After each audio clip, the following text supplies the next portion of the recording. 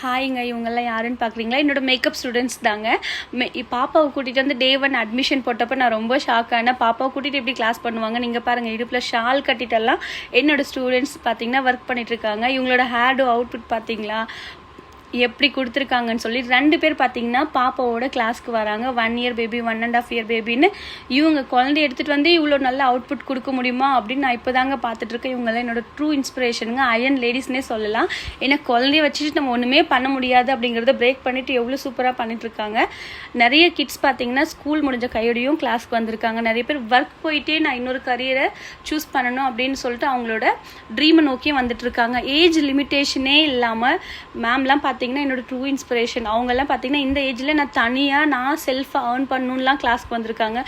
So இந்த மாதிரி நிறைய ஸ்டூடெண்ட்ஸ் அவங்களுக்கான ட்ரீமை நோக்கி எங்களோட கிளாஸில் லேர்ன் பண்ணிகிட்ருக்காங்க. எல்லாருமே பார்த்தீங்கன்னா ட்ரூ இன்ஸ்பிரேஷன் லேடிஸ் தாங்க. ஒருத்தருக்கு குறைஞ்சவங்களே கிடையாது.